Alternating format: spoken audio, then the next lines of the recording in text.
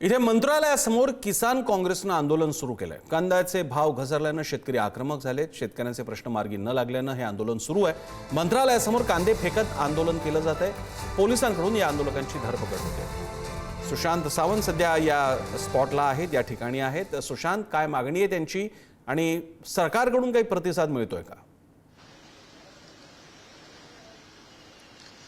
प्रसन्न sir, राज्य मंत्रिमंडळाची बैठक सुरू आहे आणि मी आता ज्या ठिकाणी उभा आहे मंत्रालयात त्याचं हे मुख्य प्रवेशद्वार आहे, ज्या ठिकाणी आंदोलन आज करण्यात आलं आहे काँग्रेसच्या वतीनं।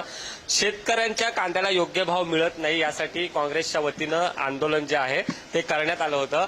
याच मंत्रालयाच्या मुख्य द्वारावर शेतकऱ्यांनी, जे काँग्रेसचे कार्यकर्ते होते आणि त्यांच्यासोबत आलेले काही शेतकरी होते, त्यांनी या मुख्य द्वारावर 2 कांद्याच्या गोण्या ज्या आहेत ते फेकण्याचा प्रयत्न केला। पोलिसांनी कार्यकर्त्यांना आणि आंदोलकांना जे आहे ते ताब्यात घेतलं। मात्र आंदोलनकर्त्यांची हीच मागणी होती की शेतकरी सध्या हतबल झालेला आहे, शेतकऱ्याला योग्य भाव मिळत नाही। एकीकडे कर्जमाफीचा मुद्दा जो आहे ऐरणीवर, अशाच शेतकऱ्यांनी करायचं काय कांदा उत्पादक, यासाठी हे खरं तर आंदोलन होतं। अर्थात हे शेतकरी आणि काही आंदोलनकर्ते, जे काँग्रेसचे आंदोलनकर्ते होते, ते मंत्रालयाच्या गेटमधून आतमध्ये शिरण्याचा प्रयत्न करत होता। मात्र पोलिसांनी सर्व कार्यकर्त्यांना आणि काही कांद्या जे शेतकरी होते त्यांना ताब्यात घेतलेले। अर्थात आता सगळ्यांना पकडून पोलीस घेऊन गेले आहेत। मात्र एकच शेतकऱ्यांची मागणी आहे की कांद्याला योग्य भाव मिळावा।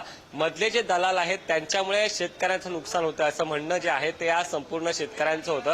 अर्थात राज्य मंत्रिमंडळाची बैठक आहे, आज शेतकऱ्यांनी या ठिकाणी आंदोलन केलेलं आहे, काँग्रेसने आंदोलन केलेलं आहे, त्यामुळे सरकार याची दखल घेते का हे बघणं महत्त्वाचं ठरणार। मात्र आता हा परिसर जो आहे तो मुख्य द्वार जो आहे तो बंद करण्यात आलेला आहे। जे आतमध्ये येत आहेत त्यांची चौकशी करूनच त्यांना आतमध्ये सोडलं जातंय, कारण राज्य मंत्रिमंडळाच्या बैठकीत मुख्यमंत्री असतात, उपमुख्यमंत्री असतात, सर्व मंत्रिमंडळ या मंत्रालयात असतात। अशा दरम्यान हे आंदोलन होतं, यामुळे पोलीस देखील खबरदारी घेताना बघायला मिळते। प्रसन्न सर, धन्यवाद सुशांत, तुम्ही दिलेल्या माहितीवर।